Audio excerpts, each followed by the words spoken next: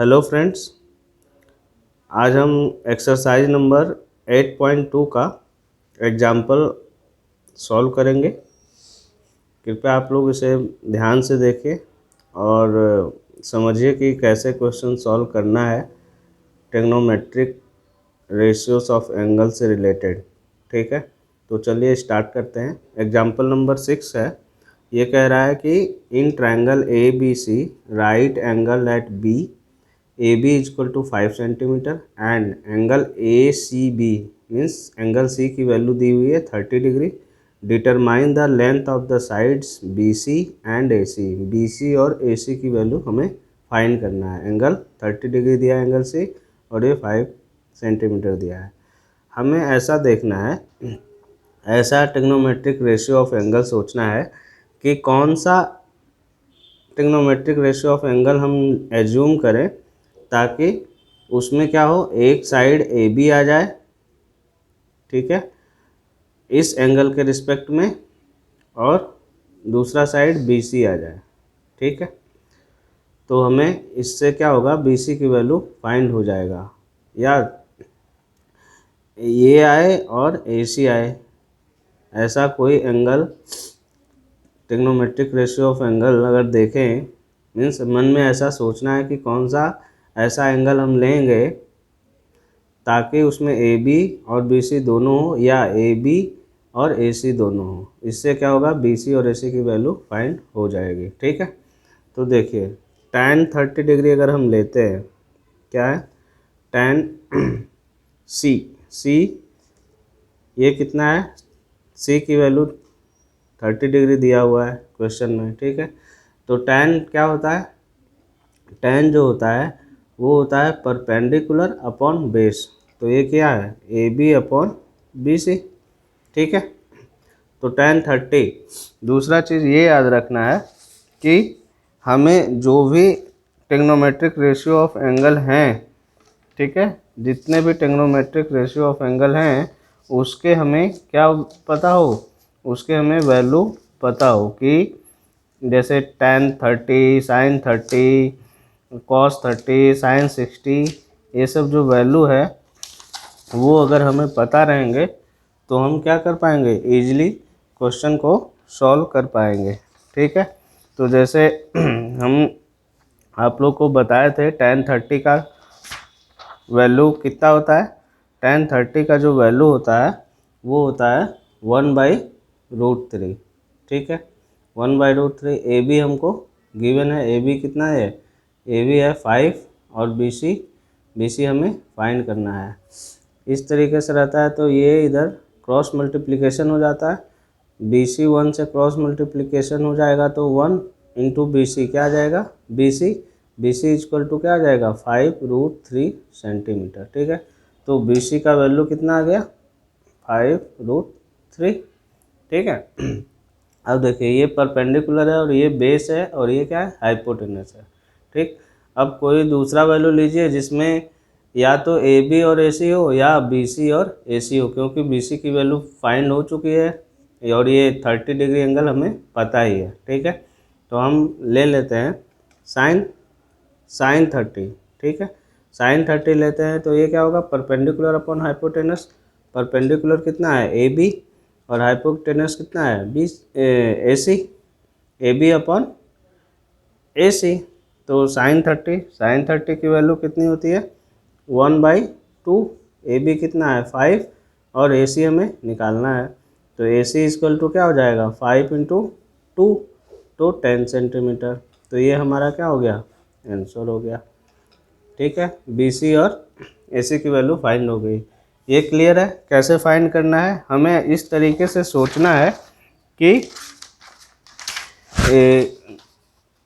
जिसमें एंगल हो और जो साइड दिया हुआ है उस साइड की वैल्यू हमें क्या हो, पता हो। तो इस टाइप के क्वेश्चन को हम ऐसे सॉल्व कर सकते हैं। ठीक है,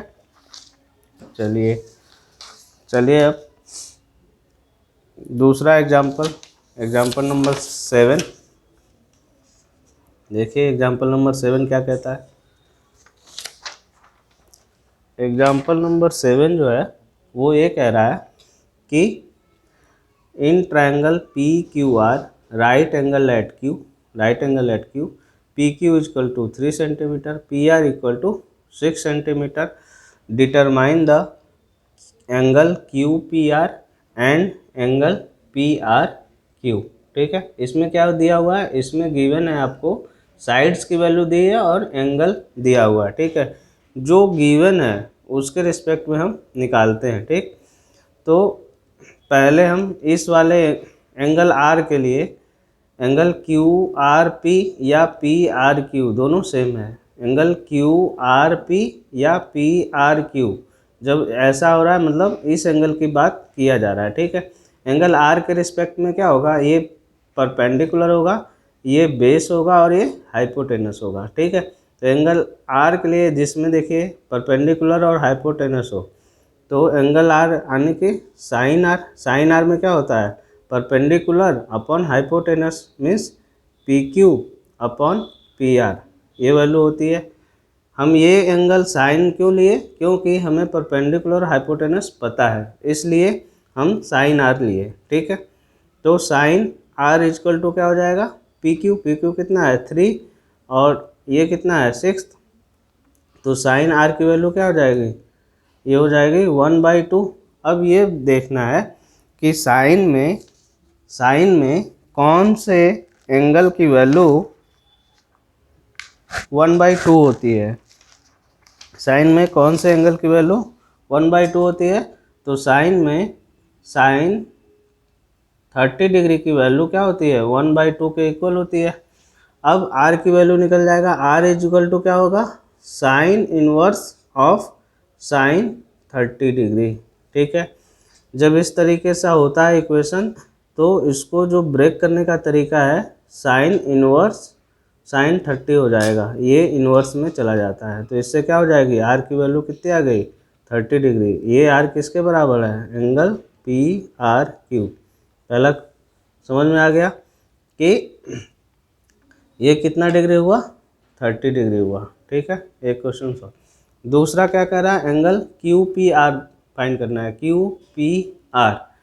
ठीक है, अब इस एंगल के लिए इसको हम ऐसे बना देते हैं। ठीक है, ध्यान से देखिए डायग्राम।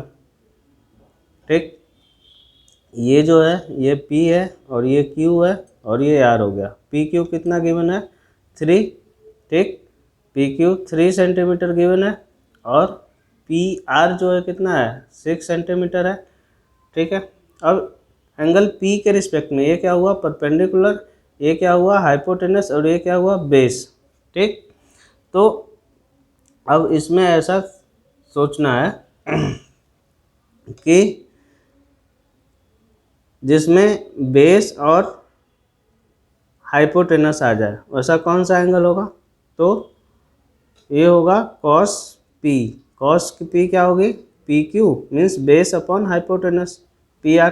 पी क्यू कितना है 3/6, ये कितना आ जाएगा, तो कॉस पी कितना आ गया 1/2।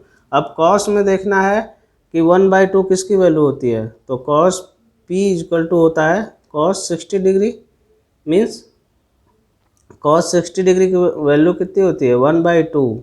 पी इज इक्वल टू क्या हो जाएगा कॉस इनवर्स कॉस 60 डिग्री। ठीक है, पी की वैल्यू कितनी आ जाएगी ये आ जाएगी 60 डिग्री। इसी को हम क्या बोलते हैं क्यू पी आर। देखिए क्यू पी आर, ये समझ में आया। ये तो इस तरीके से हुआ फाइंड करना। दूसरा तरीका क्या है, हमें इस ट्रायंगल में देखिए पी क्यू आर में ये 30 डिग्री फाइंड हो गया था, मतलब पता चल गया था कि ये 30 डिग्री है और ये एंगल क्यू बोल रहा है राइट एंगल एट क्यू है, मीन्स ये 90 डिग्री है। तो त्रिभुज पी क्यू आर में ये दूसरा मेथड है सॉल्व करने का, angle P plus angle Q plus angle R is equal to कितना होगा 180 डिग्री। एंगल पी हमें फाइंड करना था, एंगल क्यू 90 डिग्री है, एंगल आर हमने फाइंड किया 30 डिग्री, ये 180। ये angle P is plus 90 plus 30 120 is equal to 180। P is equal to क्या हो जाएगा 180 माइनस ए उधर जाएगा तो 120, तो एंगल P इक्वल टू कितना आएगा 60 डिग्री। तो आप इस तरीके से भी फाइंड कर सकते हैं। ये भी एक मेथड है और एक ये मेथड है। आई होप आप लोगों को ये क्लियर हो गया होगा। ठीक है, अब चलते हैं नेक्स्ट एग्जाम्पल की तरफ। नेक्स्ट एग्जाम्पल क्या है? Example number 8। ठीक है, एग्जाम्पल नंबर 8। एग्जाम्पल नंबर 8 क्या कह रहा है ये देखते हैं।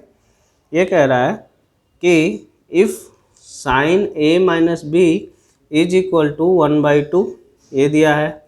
दूसरा दिया है cos A plus B equal to 1/2, और कह रहा है कंडीशन ए प्लस बी की जो वैल्यू है, means angle A plus B की जो वैल्यू है वो किसके बीच में है? 0 डिग्री से लेकर के less than equal to 90 degree. Means A plus B की जो वैल्यू होगी वो 0 से बड़ा होगा और 90 डिग्री के इक्वल होगा या उससे छोटा होगा। ए प्लस बी का ये कंडीशन है। दूसरा कंडीशन क्या है? A greater than B, angle A की जो वैल्यू होगी वो एंगल बी से क्या होगी? बड़ी होगी। तो हमें फाइंड करना है एंगल ए और एंगल बी की वैल्यू। देखिए एकदम आसान सा है, जो गिवन है वो आप लिख दीजिए पहले, sine A minus B is equal to 1/2। अब ये सोचना है कि साइन के कौन से एंगल के लिए वैल्यू जो होती है 1/2 होती है। तो साइन के हमें पता है कि साइन के 30 डिग्री के वैल्यू क्या होती है? 1/2। अब a माइनस बी अगर देखा जाए तो ये क्या हो जाएगा? Sine inverse sine 30 degree. ठीक है, a minus B is equal to क्या आ जाएगा? 30 डिग्री। ये इक्वेशन 1 मान लेते हैं। दूसरा क्या है गिवन है? मैं cos A plus B is equal to 1/2।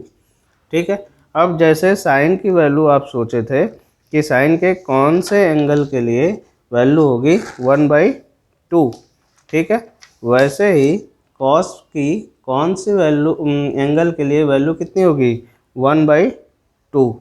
ठीक है, तो हमें पता है cos A plus B is equal to cos 60 degree की वैल्यू अगर हम देखें तो कितना होता है? 1/2। A plus B is equal to क्या हो जाएगा? Cos inverse cos 60 degree. ठीक है, A plus B is equal to 60 degree.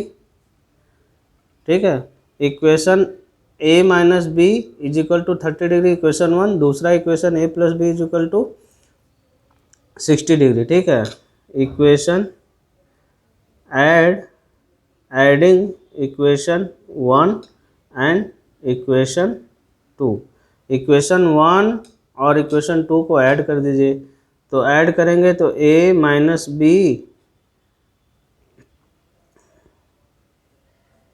Plus a plus B is equal to 30 degree plus 60 degree. देखिए ये लेफ्ट हैंड साइड को लेफ्ट हैंड साइड से हमने ऐड किया, राइट हैंड साइड को right hand side से हमने ऐड किया। ठीक है, a minus B plus a plus B, a और a कितना होगा? 2a माइनस बी और प्लस बी कैंसिल आउट और ये हो जाएगा 90 degree. a is equal to कितना आ गया? 90/2 इज इक्वल टू 45 डिग्री। ठीक है, कितना आया? a की वैल्यू जो आई वो आई 45 डिग्री। इसको हम इक्वेशन 3 में रख दे 3 मान लेते हैं। ठीक है, ये हमारा a की वैल्यू यहाँ से फाइंड हो गया। अब इस a की वैल्यू को इक्वेशन 1 में रख दीजिए या तो इक्वेशन 2 में। तो हम लिखते हैं फ्रॉम इक्वेशन 1। तो ये क्या है? a minus B is equal to 30 degree है। a इजक्वल टू कितना आया है? 40 degree minus b is equal to 30 degree. ये इधर आएगा और ये इसको इधर ले जाइए। 45 माइनस 30 इज इक्वल टू b। तो b इजक्वल टू कितना है? 15 डिग्री। क्लियर है? तो a और b की वैल्यू फाइंड हो गई। अच्छा, एक चीज़ और है जो आपको हम बता दे रहे हैं। जैसे ये है साइन इनवर्स साइन a लिखा हुआ है मान लो, तो इसको हम ब्रेक करते हैं तो ये क्या होता है? Sine a sine A into sine inverse, ठीक है। ये दोनों क्या है, मल्टीप्लाई होकर के क्या होते हैं, साइन 1 माइनस 1, पावर है, इसके पावर 1 है, इसके पावर माइनस 1 है, और ये तो ये साइन के पावर क्या हो जाता है 0। तो किसी भी वैल्यू के पावर क्या हो 0, तो उसकी वैल्यू क्या होती है 1 इंटू ए। तो क्या हुआ ए, ये कैसे 1 हुआ, जैसे हम पढ़ते हैं x to the power 0, x to the power 0 क्या होती है वैल्यू 1, ये कैसे होती है देखिए x 1 माइनस 1 लिख सकते हैं 0 को 1 माइनस 1, तो इसको क्या होगा x into X to the power minus 1, तो x ये वाला नीचे आ जाएगा, तो x ये कैंसिल, तो ये 1 होता है, ठीक है। तो ये भी क्लियर हो जाना चाहिए कि ये हम कैसे यहाँ पे कैंसिल आउट कर रहे हैं, ठीक। तो ये था एग्जाम्पल। इस जितने भी एग्जाम्पल हमने बताए, एग्जाम्पल नंबर 6, 7 और 8 ध्यान से देखिए और समझिए। कुछ भी डाउट होता है तो हमें कमेंट कर बताइए। Thank you.